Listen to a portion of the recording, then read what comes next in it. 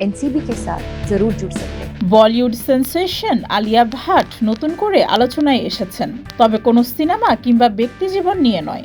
মাদক বিরোধী বক্তব্য দিয়ে তীব্র কটাক্ষের শিকার হচ্ছেন Alia. In this special campaign against drugs, say yes to life and no to drugs. নেশামুক্ত Bharat গড়তে এনসিবি নামের একটি সংস্থার পক্ষ থেকে বক্তব্য দেন আলিয়া ভাট।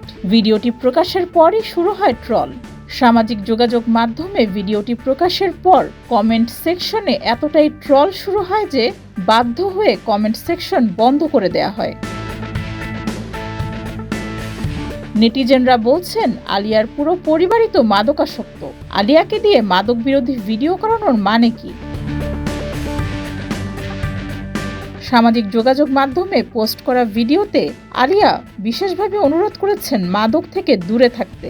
আলিয়া বলেন, আমি আলিয়া ভাট, আজ আমি আপনাদের সঙ্গে কথা বলতে চাই মাদকাসক্তির মতো একটি গুরুতর সমস্যা নিয়ে। আলিয়া আরও বলেন, মাদক শুধু আমাদের জীবন নয়, আমাদের সমাজ ও দেশকেও হুমকির মুখে ফেলছে।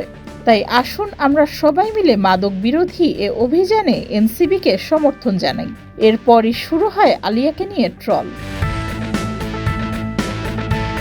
ডেস্ক রিপোর্ট, যুগের চিন্তা।